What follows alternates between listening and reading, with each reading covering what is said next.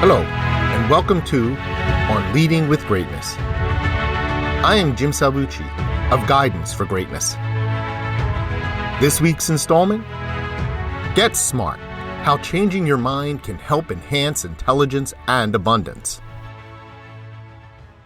Can people gain intelligence, or do we all just stay the same level we were born at? In elementary school, I was pretty smart and consequently was bullied by students and even sometimes teachers. At first, I struggled with the idea that being smart made me an outcast. Then by the time I got to high school, it slowly dawned on me that I could just choose to be less smart. Don't get me wrong, I still did well, but I purposely dumbed down enough to not be a target.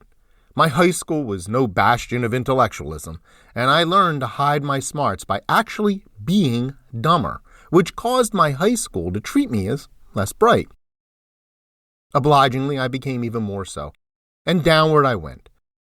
My college, though, was indeed a bastion of intellectualism, and while it took me a while to wise up and gear up, I was able to meet the challenge.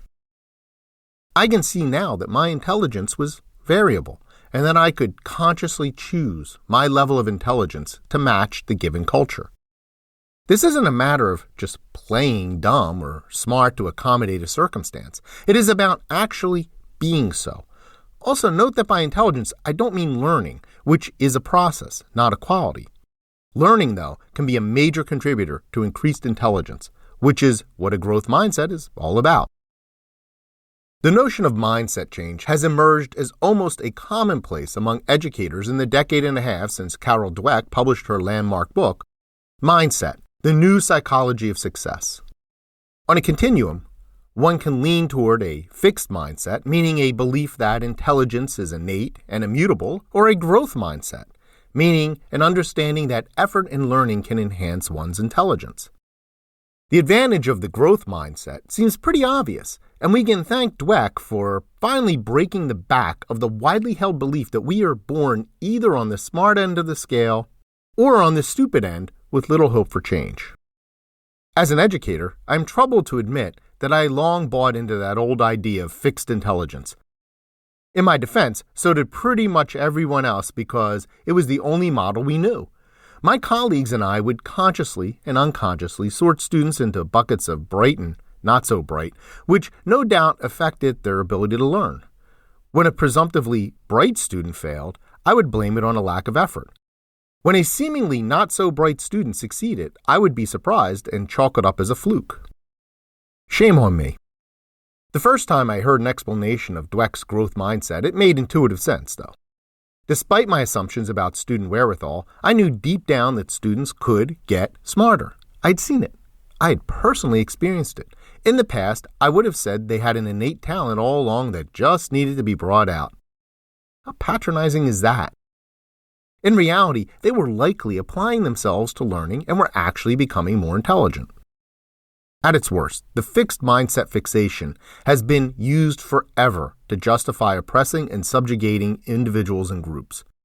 You can still hear it touted rather loudly by those in our society and the world who seek to dominate others. It echoes in the notion that the poor are just lazy, that the rich could do no wrong, and that individuals are lesser than or more than just because of their identity group. Scarcity and abundance. In the business world, we talk about a separate but similar mindset continuum, the mindset of scarcity or abundance. We know that people who have a scarcity mindset will sink or at best maintain, but will never grow without some shock to the system. Those with an abundance mindset will tend to succeed. The choice can be one of life or death for entrepreneurs such as myself, and I struggle with it mightily. To be clear here, this is not woo-woo. This is not a matter of wishful thinking, positive thinking, or magical affirmations. The growth mindset and its business partner, the abundance mindset, both require commitment and work. Remember that with the growth mindset, you don't get smarter by believing you can get smarter. You get smarter by committing to that belief and acting on it. You have to know you can learn, want to learn, and do the hard work of learning. It is the same for the abundance mindset. Dreaming about abundance without action will never be more than a dream, no matter how many vision boards you construct. What I always find interesting is how challenging it can be to fight your way toward intellectual growth and an attitude of abundance, and how quickly a fixed mindset or scarcity mindset can undo you. It is remarkably easy to dumb down. I know, I did it. It's remarkably easy to descend into scarcity. I know, I once worked for a whole college that is sadly still stuck there, denying itself available resources. In contrast, both smarting up and resourcing up require continuous intent, effort, and struggle. Learners and growers operate outside their comfort zones. If you limit the scope of your operations to an intellectual, cultural, or even political bubble, avoiding anything that challenges your beliefs and assumptions, you have a fixed mindset. You are choosing to limit the expansion of your intellect. You are refusing the possibility of abundance. You are hindering growth. To be clear, though, having a fixed or growth mindset neither determines the level of your intelligence nor predicts success.